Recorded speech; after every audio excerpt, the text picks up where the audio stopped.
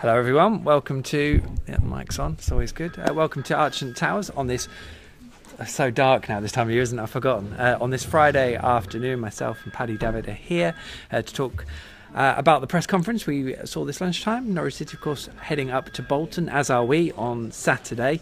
And we can go through the team news and the big talking points as ever. Pad. Yeah. We got to speak to Harrison Reed and Daniel Farker, which was nice. Make sure you get your tell us where you're watching from, get your questions and comments in, and we'll go through those over the course of the next 10 minutes or so.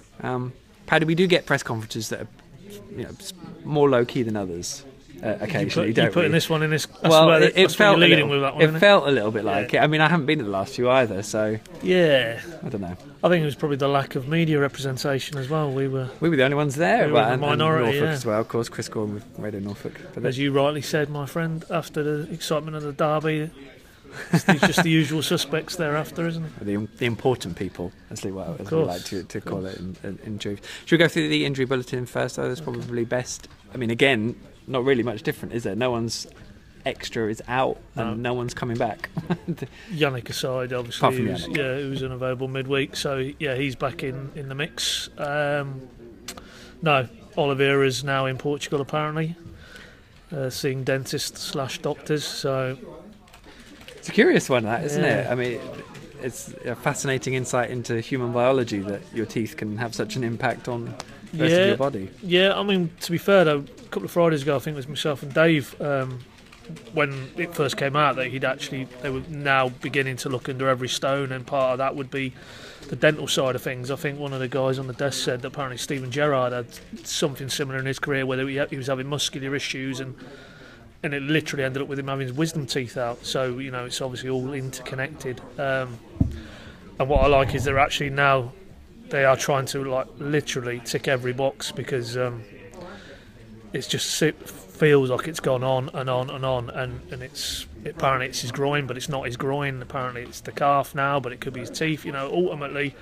all you want is Nelson Oliveira fit and available on the pitch to play a 90-minute game, because if he's not, then he's not really a lot of use to anybody, is he? Because the load that it consequently is putting on Cameron Jerome. Yep. The fact now in midweek we saw that Marley Watkins had to be deployed in that role, and he's not an out-and-out striker. Nobody would, even Marley and Watkins himself wouldn't claim to be an out-and-out striker. So literally all of this is now stemming from trying to get Nelson Oliveira fit, and if they don't, then I'm afraid they're going to have to look at it in January, because it's not a healthy situation for the lad, for himself and for the rest of the team, because he's basically not an option at the minute, and because they only had really him and Jerome as frontline strikers, they've allowed Carlton Morris to go out, then effectively you're now moving forward for a prolonged period of time with one effectively established striker, and that's not enough.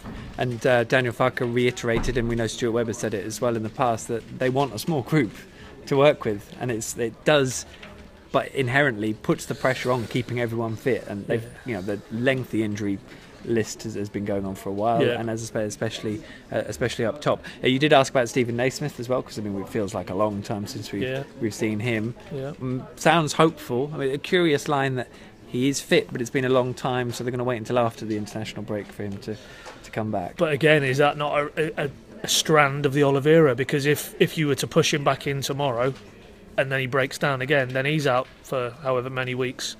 So it's almost like the whole Oliveira situation is now colouring everything that Farker is trying to do at the top end of the pitch, which is why we can only hope that there is a remedy from this trip to Portugal, and that whether it's a fitness plan or whether he actually has to go and have some dental work or whatever, that the other side of it, because the frustration for me is it isn't like an Alex Pritchard where, okay, he's out now, he's out, he's had ankle ligament surgery, goodbye for 3 or 4 months. Same with Jamal Lewis, same with Louis Thompson.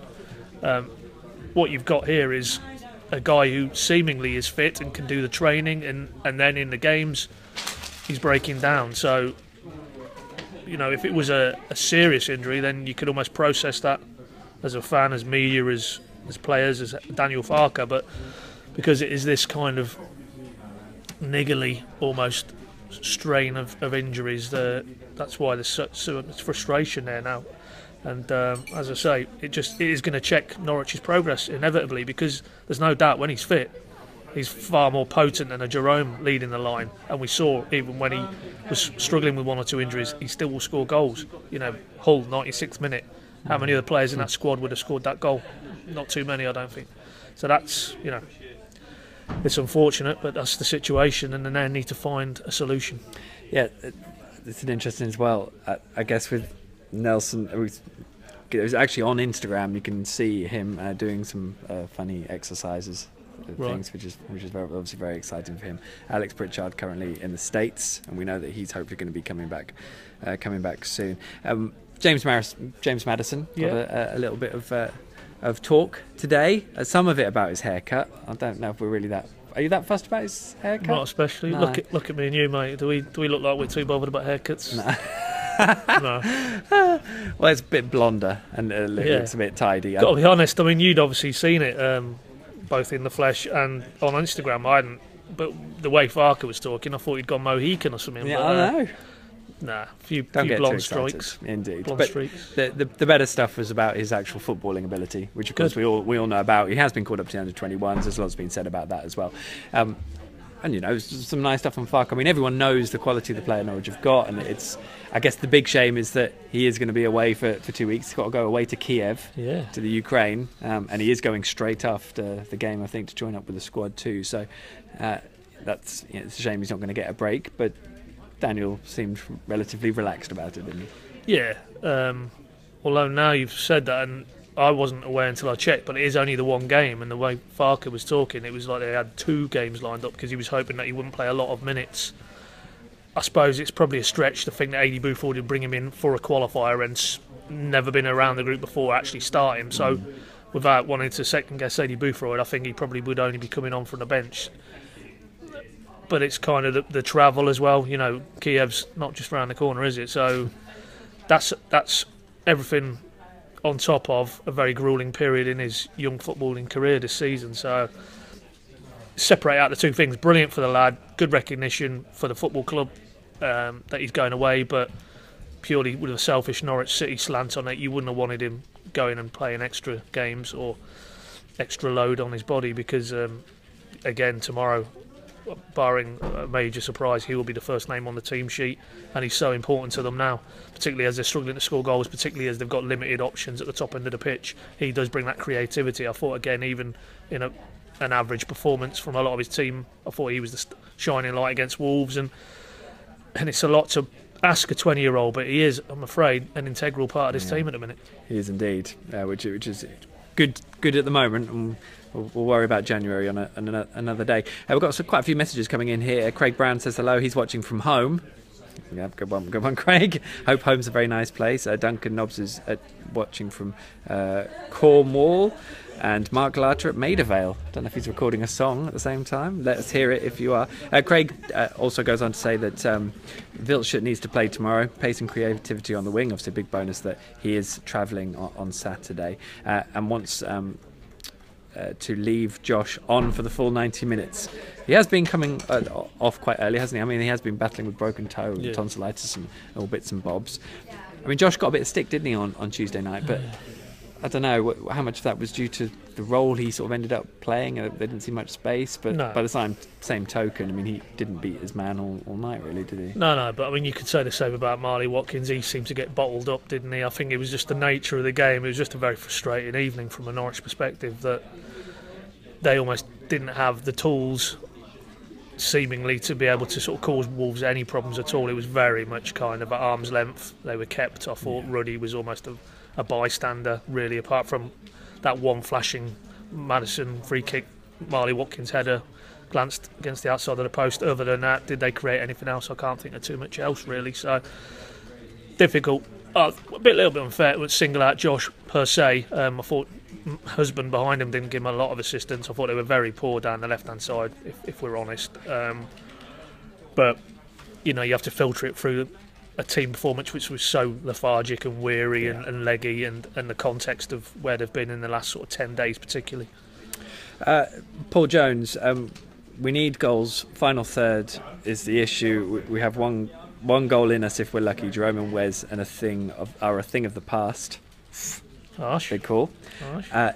Is it time, Paddy, to look at reserves for goals. And I guess this Who are we talking about? Well, I guess we're going to be talking about the names people keep bringing up, which is Fonko and Tristan Abraham, and these players have been brought in to fill space for the under-23s, which I guess in the long term is about these guys filtering to work out whether they're good enough to plug holes in the first team, but probably not within a couple of months of them coming in, I guess. It's a massive call, that, really. To go down that route, because effectively, what does it say about Jerome, Marley, Watkins? But then the counter argument, if they're not scoring goals, then is it worth maybe having a look? I think personally it's probably a bit too soon for that. I think two guys who are Fonku's come from Belgian football. I'm not sure if he was playing regularly for his club side last season, certainly in the first team. Abrahams was playing towards the lower reaches of League 2 last season. You're asking these guys to come in, and I mean, what they might do is inject a bit of freshness and that kind of wild card element, which might help in the short term, but I think over a longer course of a block of games, I think it's too soon for those sort of lads. But as I say, to bring this full circle, if what we're basically saying is, have they got enough options at the top end of the pitch, enough established options? And you have to say they haven't.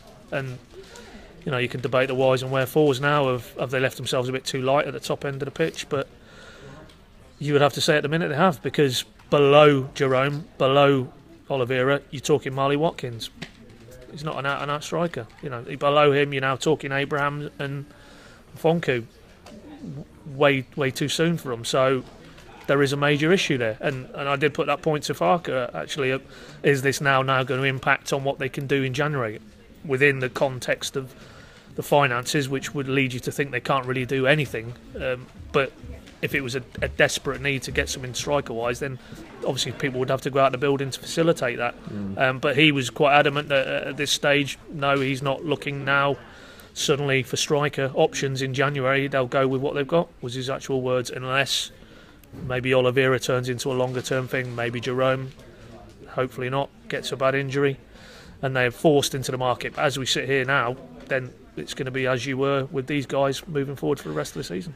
Which brings me on to a point. I mean, Andrew Poulton agrees with about Josh and keeping him on, maybe to give him more time if you can. But Craig Brown mentions bringing back Carlton Morris if there's a chance in January, which I think there's a chance for all those boys, maybe. Yeah, well, certainly they've got the option. Yeah, they've got an option, yeah. But again, Farker was asked that today, and he made it clear that Morris and Godfrey, they went there with a view to playing a whole season's football, because for their development they need to be playing regular football. Now, clearly they've got an option in January to actually bring them back in the building, but again, unless Oliveira is out, unless Jerome's out, then I think they would probably keep him. Well, certainly Morris, I think they'd keep him at Shrewsbury, because he's probably going to develop at a faster rate if he's playing regularly, which he is, and scoring goals. It's hard, isn't it, balancing a short-term need with what is probably a long-term benefit. And having spoken to Harrison Reed, just epitomised exactly what the benefit is of going out on loan and getting regular first-team football at a really good level. Yeah. Something that Southampton themselves have altered their approach to, because at one point it was no go for a few years. Now they're seeing the benefit. And, I do think he's done really well the last few games. I think he made a great start to the season, and maybe the shape was what was catching him out rather than his own performances, I thought. But even though they are missing Alex Tetty. Yeah. Big star. Yeah, I think it's impacting on Tribal as well, because Reed isn't a like for like. Tribal. There's been signs now when he loses possession, when the ball breaks down, that is the weakness of his game. Going the other side and leaving the back four exposed. And if he had Tetty alongside him, we saw what their partnership was all about. Just perfect blend of guy there who can get on the ball and dictate and has got a lovely range of passing, very intelligent operator, and then another guy who doesn't maybe have those attributes, but what he does have is the combative nature to be able to recover when Norwich get turned over in dangerous areas, to shield the back four. Absolute perfect blend. And with the greatest will in the world, Reed and Tribal doesn't give you what Tetty and Tribal does. So the sooner that lad is back, the better. Which will be a couple of weeks after the international break, that maybe? was the timeline today, hopefully. with a fair wind, within a fortnight. So from this point, but that's still a month, isn't it? So it's still a long way off. Yeah. It is a month, and it's going to be a busy week when Norwich come back, isn't it? Because they've got Barnsley at home, Forest away in midweek, and then Alec Neil's Preston, as we have to call them, coming to Carrow Road the following Saturday. Edward Jacobs says he's watching on a gridlocked M6. Is there any other sort of M6 that you're aware of? Not in our experience, no. Yeah, I'm sorry about that, Edward. Michael Starr says Chris Sutton is available on a free. Just saying. Not sure what for. I don't think his punditry's free these days. What else have we got here? Craig Brown wants another defensive midfielder, which I guess indeed it's a shame about Louis Thompson, really, because I think he would have been one of those key options going forwards. Yeah. They did talk a little bit about Bolton, of course, because Norwich have a game coming up, and the line that sort of stuck out was Daniel Farke's line that this is not the Bolton of the start of the season. It's a new Bolton, Paddy. It's certainly a more competitive Bolton, that's for sure. And I think to that end, looking through the squad, they brought in Carl Henry, there's many things he isn't, but what he is a very gnarled Championship performer. He's won promotion with Wolves and QPR before, and you can just see that the way Parkinson's looked at it. I think they had an embargo, didn't they, transfer-wise, so they couldn't do a lot until that was lifted. But once they have done, he's just brought in one or two kind of streetwise operators, and they're going to be far harder to beat. I knew they'd been 4 unbeaten, but I didn't actually, look at some of the teams that they've got results against. QPR, Sheffield Wednesday, Sunderland. Okay, away from home still is a difficult place to go, but they're decent sides. Sunderland apart maybe in current form, but certainly Sheffield Wednesday and QPR now, what have they just gone back to back, beat Sheffield United? Wolves. And was it Cardiff? Was it Wolves? Wolves, sorry, last weekend, yeah. So that underlines the scale of the task, I think, particularly given Norwich almost limping towards this international break, literally. Yeah, in many cases, yeah. 3 defeats if you obviously have to include the League Cup exit, and to bounce to limp into the international break with another defeat tomorrow, or maybe a draw, just checks a lot of that momentum. As Farke himself, I thought, probably put it best. For 2 months with the team at the moment, and the last 7 or 10 days, it feels like the wheels have come off a little bit. So yeah, by no stretch is that an easy assignment tomorrow. But you would think, clearly, if they're able to rouse themselves in terms of the physical aspect of it, that they're not playing a Wolves, they're not playing a Derby, they're away from home, and we've seen, we can talk about they're going for a 5th consecutive league win away from home. Totally different animal away than they are at Carrow Road at the minute. So there's things in their favour going there tomorrow, but by the same token, they know what's coming. It's going to be physical, it's going to be intimidatory, there's going to be a lot of big balls played into the defensive areas of the pitch. What are you going to say then? Yeah, and so they've looked a little bit vulnerable for me in recent times with set pieces, and you can sense that Bolton will think there's an opportunity for them. Their corners, free kicks, getting the ball in the box, and Norwich have to stand up to that. And if they do, then I'd fancy them to get a result. But yeah, I fear it could be another negative result, because I just think you can just see now they're just desperate for the break. You gave them a day off yesterday by all accounts, just to try and refresh them a little bit, but just the energy levels is the noticeable thing for me. As good as Wolves were midweek, they just never really felt that they could rouse themselves collectively or individually, and that I don't see that changing massively between Tuesday night and Saturday afternoon. But he does have changes he can make to freshen it up, but then he made changes midweek, then he made 4 changes to try and freshen it up, and they look just as lacklustre for me, as good as Wolves were. So yeah, I think there's just a sense now they just need to get this one out of the way, and then have 2 weeks, and then hopefully get 1 or 2 injured players back the other side, and then have a good crack up to Christmas. I know that everyone will say that they don't feel the pressure on the away form, but it's certainly the harder way to do it if you're having to produce results away from home, and that they have been so good and so resolute and so solid, but just the way that's maybe been broken down a little bit by those 2 home performances, it's going to be a real challenge. It's going to be a proper challenge for them to rise to, and to see what they've got, as you say, left in the tank really before there's another break. Duo U, hello. We can't defend set pieces. You're nodding. I wouldn't disagree. No. I wouldn't disagree. I mean, one of the pointers after the game, Farke quoted this. Farke was ready for it. Clearly, he said they'd conceded 2 goals in 13 league games from set pieces. but it overlooks, Arsenal. Both their goals were set pieces. McGoldrick had a free header in the derby, put it wide. That wasn't through any good defending on Norwich's part. That was poor finishing.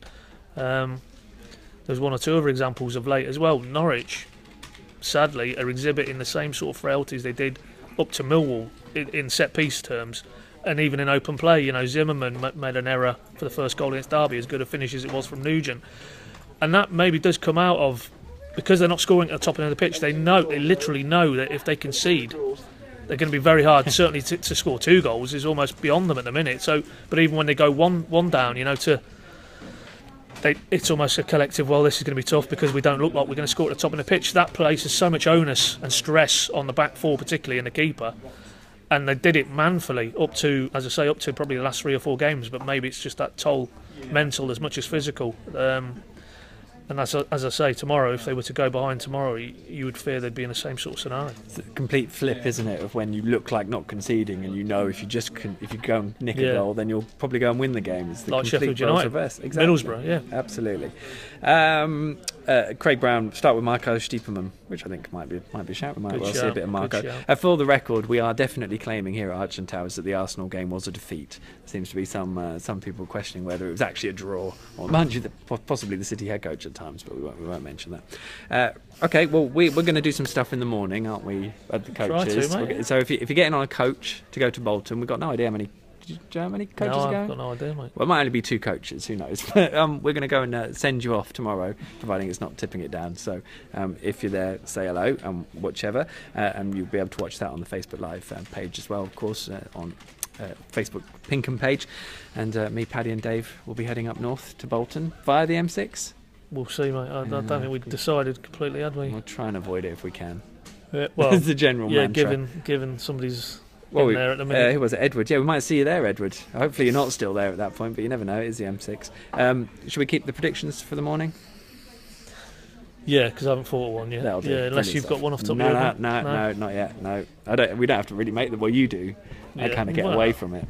So that's a good thing. But all right then. Well, thank you all for your messages and comments. We really appreciate it, and we really appreciate you watching as always. Don't forget PinkUn.com, and in the newspapers in the morning, all of Paddy's big build-up ahead of the game, and then we'll be there at Carrow Road and on our way up to bring you full live coverage from the Macron Stadium. Until then, thank you very much, Pat. Cheers, mate.